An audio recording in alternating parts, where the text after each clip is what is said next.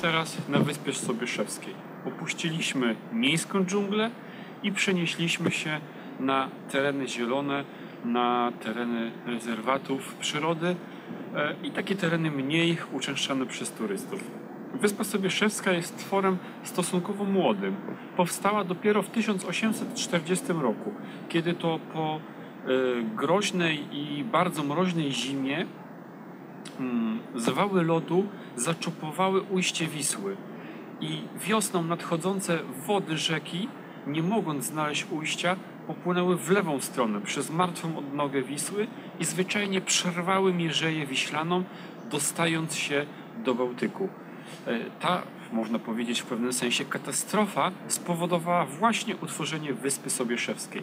Natomiast tę nową odnogę Wisły, przebywający w okolicy poeta Vincent de Paul, nazwał Wisłą Śmiałą.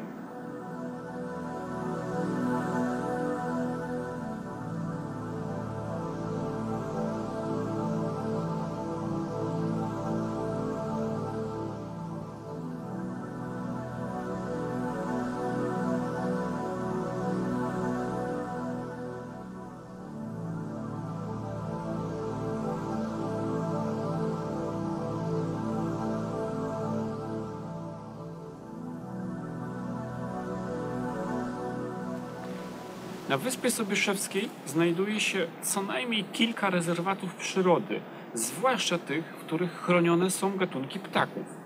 My znajdujemy się na zachodniej stronie wyspy i tutaj chyba tych miejsc rezerwatów jest najwięcej. To jest największy obszar chroniony na całym terenie wyspy. Tutaj także znajduje się stacja ornitologiczna Muzeum i Instytutu Zoologii Polskiej Akademii Nauk, gdzie warszawscy naukowcy prowadzą badania i obserwacje właśnie żyjących tutaj ptaków. Natomiast jest jeszcze miejsce, które może odwiedzić każdy turysta i sobie tutaj właśnie ptaki poobserwować. To jest ścieżka dydaktyczna, która zaczyna się z Sobieszewa i robi sobie właśnie takie kółko po terenach zamieszkiwanych przez ptaki, wraca do tej samej miejscowości. Na tej ścieżce mamy dwa jeziora. Mniejsze jezioro Karaś i większe jezioro Ptasi Raj, które jest za moimi plecami. Do samej tafli jeziora nie podejdziemy, ponieważ ona ma taką dość charakterystyczną linię brzegową porośniętą całą masą roślinności. Ale, tak jak widzicie za moimi plecami, mamy wieżę widokową. Przy jeziorze Karaś zresztą jest bardzo podobna wieża. I z tej wieży możemy sobie ptaki obserwować. Oczywiście najlepsze okresy do obserwacji ptaków to są okresy ich migracji, kiedy na przykład możemy obserwować ptaki siewkowce. Natomiast zimą tych ptaków jest troszkę mniej, bo jakby wiadomo, że zostają tylko te ptaki, które u nas w Polsce zimują. Ale oczywiście także kilka ciekawych gatunków zobaczymy. Nam się udało zobaczyć m.in. trochę rzadszą sikorkę ubogą. W lesie widzieliśmy dzięcioła dużego, więc pobyt myślę, że jest udany. Poza tym oczywiście sikorkę modraszkę, sikorkę bogatkę i takie ptaki, które z naszych miast nawet znamy. Teraz udamy się tą ścieżką dydaktyczną trochę dalej i zobaczymy, co ona ma tam nam do zaoferowania i turystom, którzy Wyspę Sobieszewską odwiedzają. I dlatego też właśnie zapraszam na spacer po ścieżce dydaktycznej.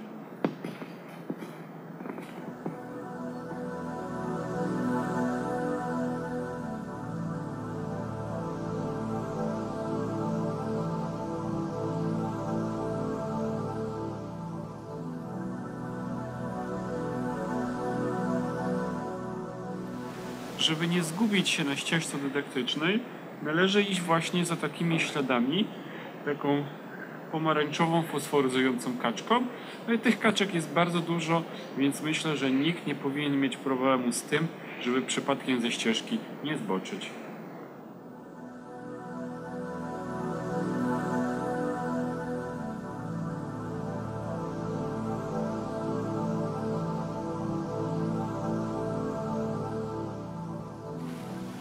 Starożytni Grecy opowiadali, że kiedy syn Boga Słońca Faeton roztrzaskał się o ziemię w swoim słonecznym rydwanie, jego siostry opłakiwały go tak gorliwie, że bogowie zamienili je w drzewa a ich łzy w bursztyny. Natomiast starożytni Słowianie mówili, że to resztki rozbitego pałacu królowej morza. Herodot z kolei pisał o jakimś północnym oceanie, do którego rzeki niosą właśnie te łzy drzew, czyli bursztyny. Tutaj w Sobieszewie przebiega szlak bursztynu. I na tej partii wybrzeża właśnie bursztynów możemy znaleźć najwięcej. Myślę, że warto, jeżeli mamy chociaż trochę cierpliwości i oczywiście takie poszukiwania nas interesują, to warto tutaj przyjechać, przejść kawałek plażą. My dosłownie w przeciągu kilkunastu minut, na kilkudziesięciu metrach znaleźliśmy bardzo, bardzo dużo tych bursztynowych ułomków. Nawet zimą jest ich całkiem sporo. Więc dla amatorów bursztynu Sobieszewo będzie naprawdę ciekawą miejscowością, która powinna spełnić ich oczekiwania.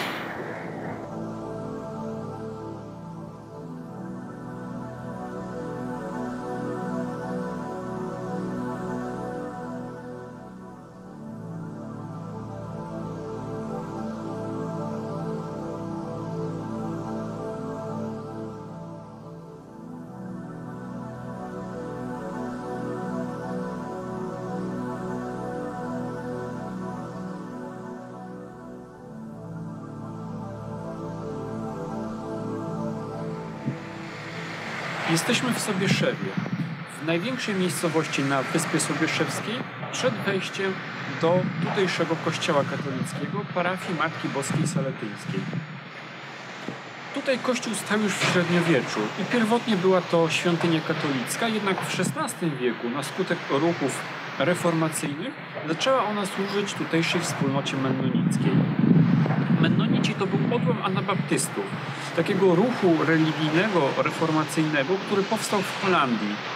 To byli ludzie, którzy żyli w niewielkich wspólnotach. Oni tam razem badali, po swojemu interpretowali Biblię, odrzucając cały autorytet świętych, autorytet Kościoła.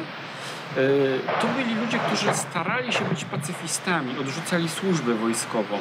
Nie piastowali też żadnych wysokich urzędów. Całe te społeczności zamknięte były właśnie w takich niewielkich, hermetycznych grupach, które miały dość ostre reguły, bo oni potrafili za nawet niewielkie odstępstwa od swoich zasad wyrzucać z tej społeczności ludzi, których nazywali grzesznikami. Przez długi czas oni właśnie zasiedlali te tereny, natomiast musieli je opuścić po pierwszym rozbiorze Polski, kiedy te obszary dostały się pod panowanie królów pruskich i wtedy mennonici musieliby służyć w wojsku pruskim, a to było sprzeczne z ich religią.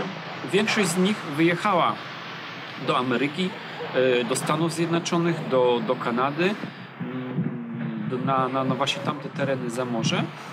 Natomiast zostało po nich kilka pamiątek. I te pamiątki są właśnie tutaj w Sobieszewie, między innymi. Jest tutaj kilka stali mennonickich, czyli nagrobków. Nagrobków, które się wyróżniały, które były bardzo ładne. Można je tutaj właśnie tuż obok wejścia do kościoła zobaczyć. Natomiast jeżeli ta kultura mennonicka Was interesuje, to poza opracowaniami naukowymi warto przeczytać sobie taki zbiór opowiadań polskiego pisarza Pawła Hille pod tytułem Opowieści Chłodnego Morza. To jest zbiór opowiadań o Bałtyku i jedno z nich właśnie tyczy się takiej niewielkiej społeczności mennonickiej, która sobie tutaj gdzieś w okolicach Gdańska żyje. Natomiast co do samego kościoła, to ten budynek, który widzicie za nami, jest już budynkiem zupełnie współczesnym. Niestety stary kościół poprotestancki, zbudowany w stylu takiego pruskiego muru, spłonął. Spłonął w 1986 roku. Mieszkańcy zdołali uratować tę cudowną figurę Matki Bożej Saletyńskiej, która znajduje się tutaj do dzisiaj. A z tych dwóch belek, które też wyciągnięto z pożarowiska, zmontowano krzyż, który stoi przed wejściem do tego kościoła na pamiątkę właśnie owego pożaru. Natomiast, jak już wspomniałem, świątynia, która znajduje się za moimi plecami, to już jest nowy, współczesny kościół.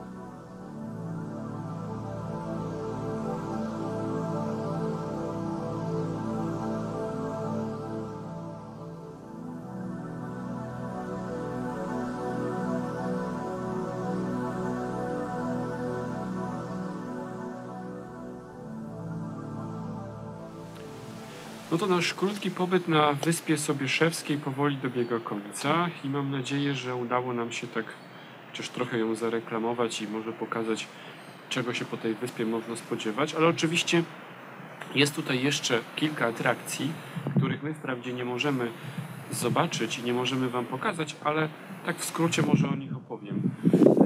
Przede wszystkim, jeżeli wybierzemy się na zachodnią część wyspy, to na północnym jej zachodzie mamy rezerwat ptaków, gdzie z kolei bardzo chętnie przybywają mewy i tam też co najmniej kilkanaście gatunków tych ptaków, zresztą teraz słychać w ogóle za mną, możemy sobie obejrzeć.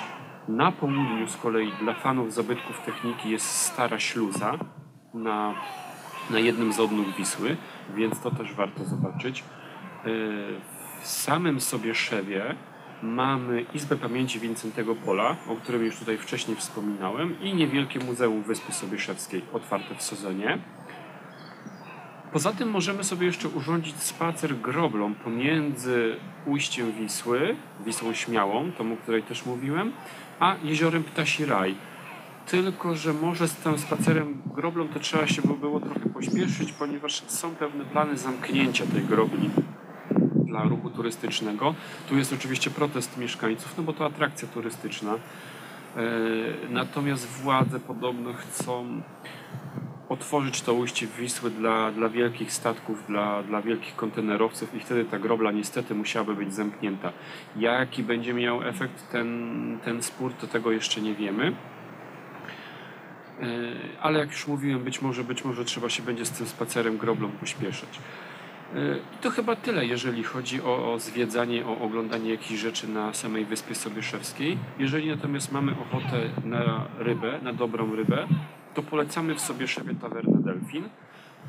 To jest taka restauracja, jeżeli wjeżdżamy mostem od strony Gdańska, to dosłownie kawałek po prawej stronie, obok kościoła, jest taka właśnie niewielka tawerna w stylu rybackim, trochę urządzona i tam warto rybę zjeść. Co do Wyspy Sobieszewskiej, myślę, że dla tych, których nie kuszą może jakieś olbrzymie kąpieliska pełne ludzi, pełne dziesiątek, setek turystów, to będzie to dobre miejsce, zwłaszcza poza sezonem, ale w sezonie również jak najbardziej.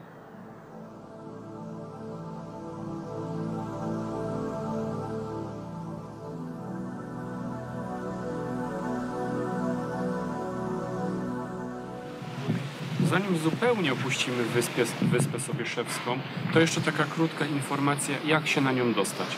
Najłatwiej samochodem. Przejechać przez most w Wiślince, no i w tym momencie trafiamy do samego Sobieszewa, dokładnie na wyspę.